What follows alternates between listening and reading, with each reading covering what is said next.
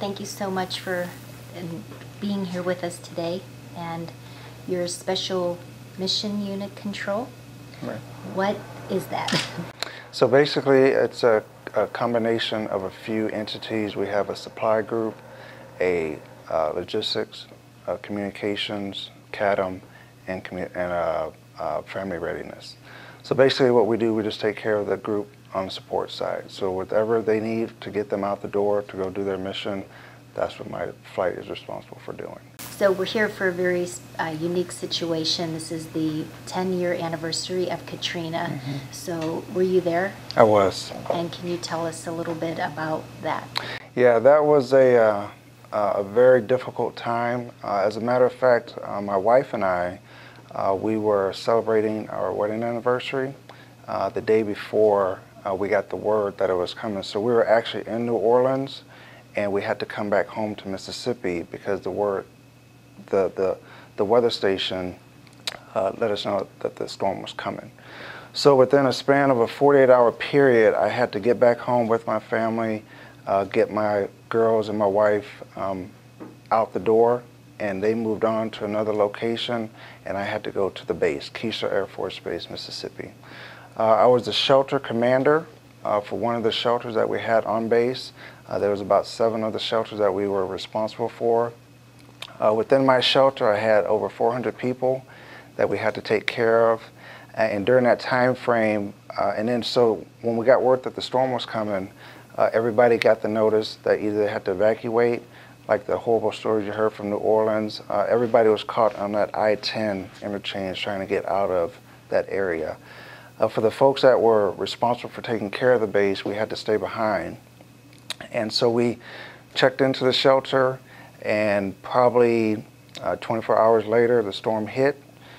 We have kids in there, we have spouses, we have active duty people that are in there, just trying to maintain and withstand the storm.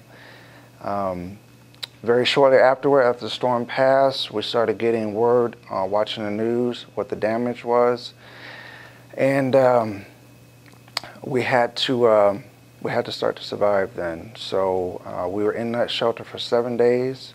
A lot of us had only packed for 3 days. After that, it was basically just a survival mode. After the 7 days of being in the shelter, we finally got word that it was okay to come out. A few of us was able to go back to our home to see what kind of damage was done. A lot of people lost everything.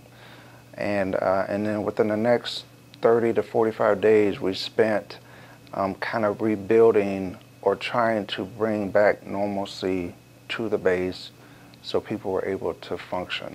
So did it ever return back to normal? No, it didn't. There was a period of time where we actually, we were working pretty much 15, 16-hour days trying to get some form of consistency back to the base. The base had been about 95% destroyed. Wow. And the reports were coming in how long it was going to take to get things back to normal. Right. And normalcy meant, you know, having families come back home, rejoining with their loved ones, and we were not able to get back 100% normal. We probably made about an 80% success, but for me specifically, my flight that I was in charge of, I had 60 people working for me. 12 of those people didn't come back because their homes had been destroyed. So there was a huge effort that was put out to get people a new duty location. So we had a big, huge effort come down from headquarters that gave people new assignments so they could leave, and they were never able to come back home. So the word normalcy is a little in quotation marks because we were able to start operating as a base, but it took probably another 60 to 90 days before we were able to actually start having some kind of base operations go. This is such an honor to be standing here to interview you today, and I don't know much, so you can walk me through it, but what I do know is that you were a lot younger, and when 10 years ago, as a newbie, can I say that? Yes? Sure. Okay, and you were in Katrina when this happened. So was that your first experience at rescue, that depth of rescue? That was my first experience at rescue. Actually, we were actually being rescued. I was a student at Keesler Air Force Base. I was down in information management school, transitioning from the Army over to the Air Force Reserve. What I can say is the effort that was put forth is tremendous, and it gave me a much greater respect and loyalty for the Air Force. Oh, I would believe that. I mean, I was a flight attendant for 20 years, so in my early career, yeah, you're young, you're excited. It isn't really what you think it's going to be, right? You get in there and then the reality hits. So what happened? Can you tell me what specifically you did to help with the Katrina victims, you yourself? Yes, yes. First of all, I was a student in school, and as the Lieutenant Colonel alluded to earlier, we were shelved in-house for 7 days. After that, we were allowed to come out, and they had the students to assist in helping to police the base or clean up the base, all the debris that had happened. And we also went out into the city of Biloxi and helped to pick up debris out there as well. Right. So, what is your ranking to this date, and how did you get to where you are? Well, my rank today, I'm a Master Sergeant, First Sergeant. I'm with the 306 Rescue Squadron. I know that may seem incredible, but it is. I love what I do. Back then, I was a Staff Sergeant. I was a supervisor over troops. Now I'm a General Supervisor over a Pararescue Squadron. I love it. And do you also prepare them for what they're about to encounter in a rescue? Absolutely. My job as a first sergeant is to prepare the pararescue men to make sure they're morally set to go, they're mentally set to go, they're physically and emotionally set to go. My job is pretty much a human resource advisor / director to make sure my members have everything taken care of, as well as their families taken care of for their departure when they go into rescue.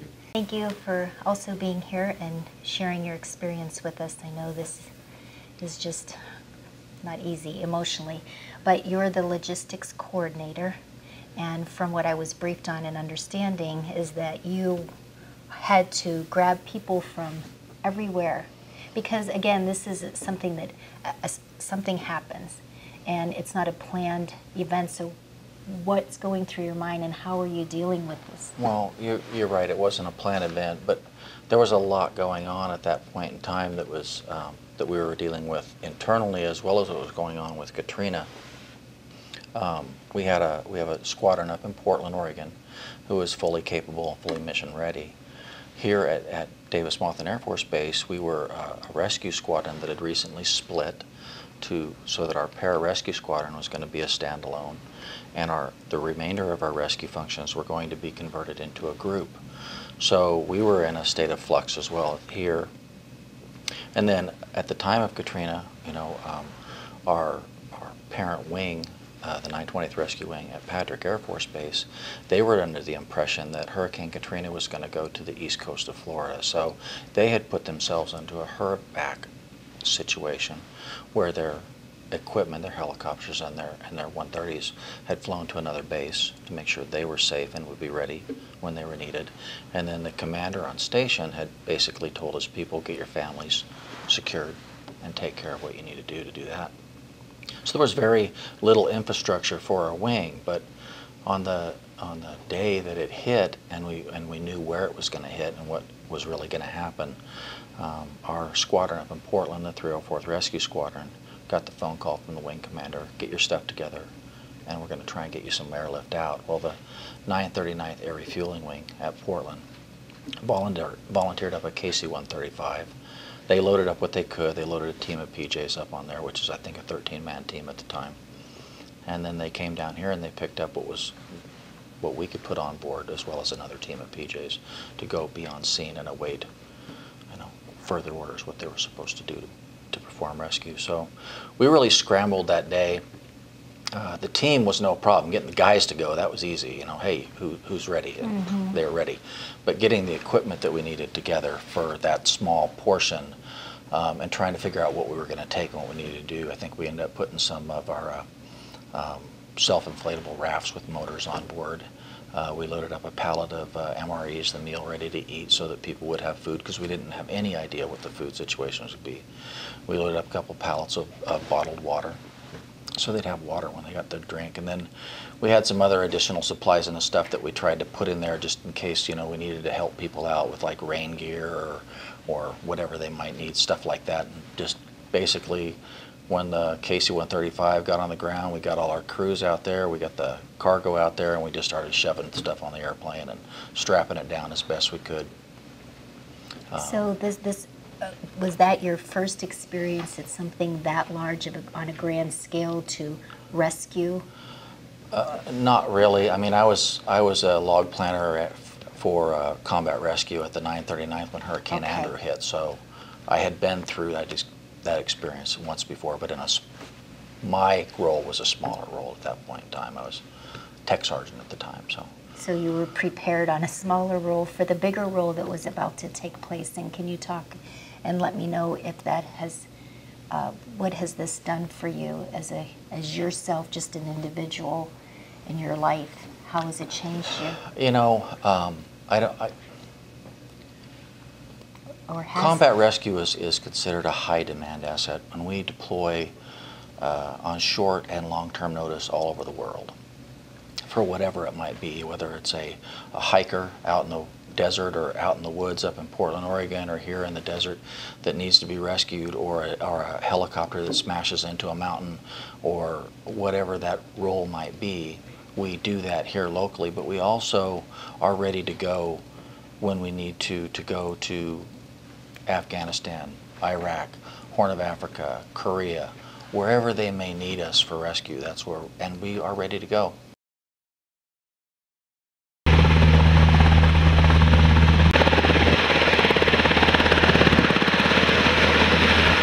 So you were also involved in Katrina. Yes. You were aircraft maintenance? I was aircraft aircrew, enlisted aircrew back in 2005. Yes. Okay, so take me back to that day. What was that experience like for you? For us, it was overwhelming, really, because you get there and you see the damage, the destruction from the hurricane. So once we got there, we were ready to work, but since we flew all day getting there, we had to go into crew rest. So it was. And you say you're ready to work, but you're never ever really prepared for the extent of the disaster. So I would think you'd have to have a minute to like. Yeah, you take it in real fast, but your training takes over and you just start getting to work. You can't think about it. You just got to do it. And I also have a aircraft background because I was a flight attendant, so I know that the training is very rigorous. Yes. For any kind of emergency. And I've never had to go into emergency mode, but what's one of the first things that hits you when you are, because is it just the training comes in right away, or is it saving lives? I think saving lives becomes more important. Yes, the training, everybody trusts each other in the aircraft, so it's more of the, okay, now we know what we're doing, we just go and do it. So now it comes over to, all right, not saving their lives, but actually taking them out of their crisis and putting them someplace where they can get the help they need. And so do you find yourself at that position, this is your one duty, but do you become multitasking at that? Yes, you become multitasking really fast, because now you're picking up families. So now instead of picking up an airman or somebody your soldier buddy, now you're picking up families. You're picking up not just the kid, the mom, but the pets. Yes. were very important to these people, so we put them on board if we could. So let somebody else take care of it on the other side. But yeah, it was very, very emotional for a lot of people, because they've never been on an aircraft or never been in that situation. So to pick them up and put them on an aircraft and tell them they're going to be all right, we're going to take them someplace that's going to be safe for them. Yeah, it was very. So the slogan that's out there on social media, that it fits perfectly for what you just said, all lives matter. All lives matter, that others may live, yes. Yeah, animals, everything. Right. Let's talk about Katrina on that day. That had to be quite the challenge to do the maintenance job, so can you share your experience? It really wasn't much of a challenge, other than it was nonstop. It was the largest collection of Air Force Pavehawk helicopters, or rescue helicopters, since the Vietnam War, and it was around-the-clock operations going nonstop. So anytime that an aircraft went up, it would go up and fly for several hours and then come back, and we would have to do the maintenance on it that was required, and then we refuel it and send it up again. And it was going like that constantly, and there were 24 or 26 helicopters that were involved with Katrina on the Air Force side, and it was just nonstop. So that sounds to me like fatigue sets in because there's no rest. So how do you stay alert, because that's what you need to be, in order to catch any problems? How did that happen? How do you do that? It was a lot of caffeine and a lot of adrenaline for the most part. The first 52 hours we didn't have any sleep at all. Don't tell OSHA that, but the first 52 hours we didn't have any sleep at all. We hit the ground about 4 o'clock in the morning, about 2 days after the dam broke, after the water started filling up New Orleans. And from then on, it was just nonstop. We had nowhere to sleep really, except for on a floor, if we could even catch a nap anywhere. And it was, like I said, 52 hours before we could even find a place to go without any power with the city. We were in Jacksonville, Mississippi, and we just went. We just did what we had to do. You're also maintenance? Yes. And you were in Katrina as well? Yes. What did Katrina mean to you? Like my compatriot said, we just got back from a deployment. It was very moving, very inspiring to see so many people come together, and so many agencies coming together. I've gotten a lot of, oh, well, the government wasn't there. We were there. I mean, we were there like the next day. And the Army, the Air Force, Navy, the Marines, everybody was there helping everybody. When I go to work, it's an easy job. What you've just seen is not. This is Kimberly reminding you that this just isn't a show. It's a movement. We'll see you next time. Start on you. Adjust the camera. Let's go. Hey. Sorry. Okay, so can he cheat this way just a bit? Just cheating a little bit. Yeah. Yep. It's the only time you're allowed to cheat, okay? Because I'm talking to a man, all right? Thanks. All right, Kimberly, let's rock.